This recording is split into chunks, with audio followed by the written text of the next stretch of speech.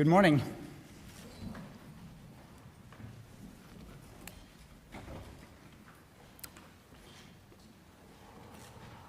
The Nobel Peace Prize for 2025 goes to a brave and committed champion of peace, to a woman who keeps the flame of democracy burning amidst a growing darkness. The Norwegian Nobel Committee has decided to award the Nobel Peace Prize for 2025 to Maria Corina Machado. She is receiving the Nobel Peace Prize for her tireless work promoting democratic rights for the people of Venezuela and for her struggle to achieve a just and peaceful transition from dictatorship to democracy. As the leader of the democratic forces in Venezuela, Maria Corina Machado is one of the most examples of civilian courage in Latin America in recent times. Ms. Machado has been a key unifying figure in a political opposition that was once deeply divided, an opposition that found common ground in the demand for free election and representative government. This is precisely what lies at the heart of democracy, our shared willingness to defend the principles of popular rule, even though we disagree. At a time when democracy is under threat, it is more important than ever to defend this common ground. Venezuela has evolved from a relatively democratic and prosperous country to a brutal and authoritarian state that is now suffering a humanitarian and economic crisis. Most Venezuelans live in deep poverty, even as the few at the top enrich themselves. The violent machinery of the state is directed against its own population. Nearly 8 million people have left the country. The opposition has been systematically suppressed by means of election rigging, legal prosecution, and imprisonment. Venezuela's authoritarian regime makes political work extremely dangerous. As the founder of Sumate, an organization devoted to democratic development, Ms. Machado stood up for free and fair elections more than 20 years ago. As she said, it was a choice of ballots over bullets. In political office and in her service to organizations since then, Ms. Machado has spoken out for judicial independence, human rights, and popular representation. She has spent years working for the freedom of the Venezuelan people. Ahead of the election of 2024, Ms. Machado was the opposition's presidential candidate, but the regime blocked her candidacy. She then backed the representative of a different party, Edmundo González Urrutia, in the election. Hundreds of thousands of volunteers mobilized across political divides. They were trained as election observers to ensure a transparent and fair election. Despite the risk of harassment, arrest, and torture, citizens across the country held watch over the polling stations. They made sure the final documented before the regime could destroy ballots and lie about the outcome. The efforts of the collective opposition, both before and during the election, were innovative and brave, peaceful and democratic. The opposition received international support when its leaders publicized the vote counts that had been collected from the country's election districts, showing that the opposition had won by a clear margin. But the regime refused to accept the election result and clung to power. Democracy is a precondition for lasting peace. However, we live in a world where democracy is in retreat, where more and more authoritarian regimes are challenging norms and resorting to violence. The Venezuelan regime's rigid hold on power and its repression of its population are not unique in the world. We see the same trends globally. Rule of law abused by those in control, free media silenced, critics imprisoned, and societies pushed towards authoritarian rule and militarization. In 2024, more elections were held than ever before, but fewer and fewer are free and fair. In its long history, the Norwegian Nobel Committee has honored brave women and men who have stood up to repression, who have carried the hope of freedom in prison cells, on the streets, and in public squares, and who have shown by their actions that peaceful resistance can change the world. In the past year, Ms. Machado has been forced to live in hiding.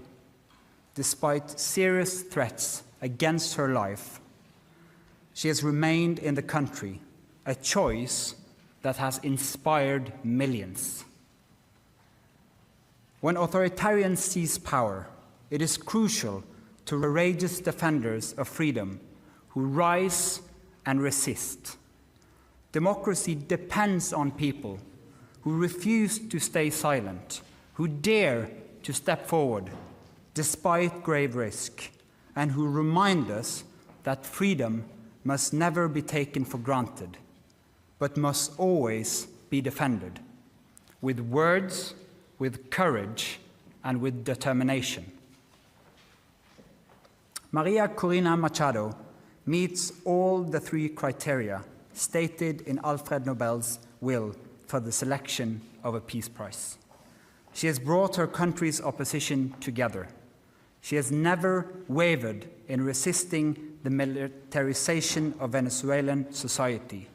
She has been steadfast in her support for a peaceful transition to democracy. Maria Corina Machado has shown that the tools of democracy are also the tools of peace.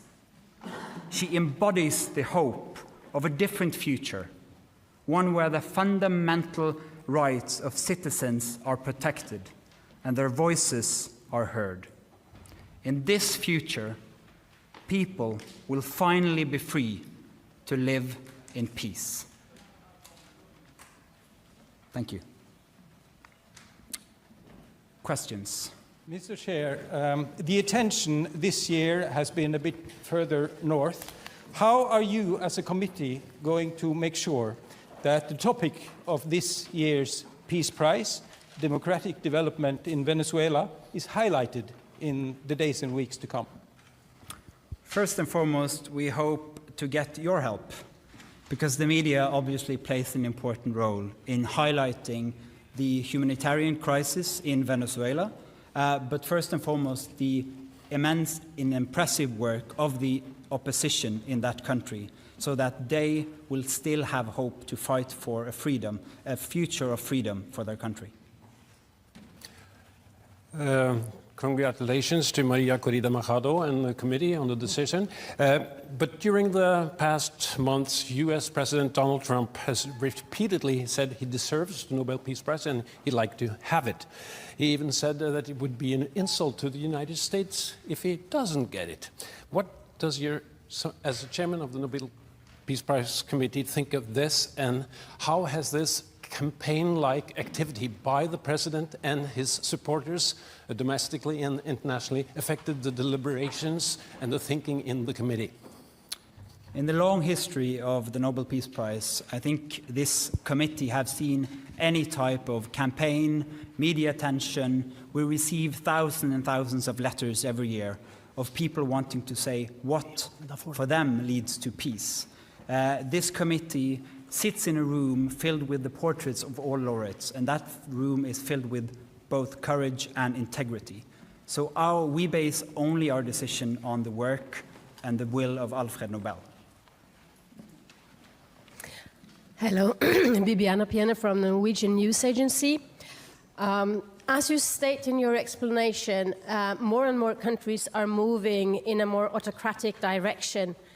Would you say that the committee, by this prize, is sending a warning to the world? Living in a world where we have less and less democracies and more authoritarian regime means that the world is also getting more unsafe. And we believe that peace, democracy is a precondition for peace. And so, yes, that is the message to the world. We need to support the democratic forces also on behalf of peace. Thank you. Mieszko Czarnecki, the Polish press agency PAP. This is the next Nobel Peace Prize in recent years when woman has been awarded. Do you feel that women all over the world and in certain countries play a significant or a certain role protecting democracy, taking into consideration the Iranian activist from 2023 and the Venezuelan democracy protector that has been just announced as a laureate? Thank you. Thank you.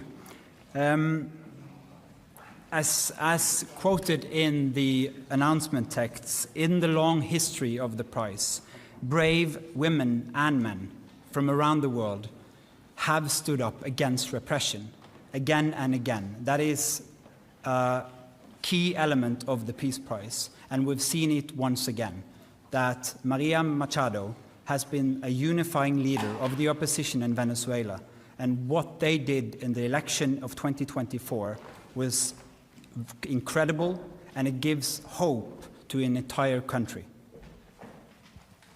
Mr. Chairman, Christopher Ronenberg from Aftenposten. We've seen in previous years that awarding the Peace Prize to dissidents can put their lives at more risk than it already is.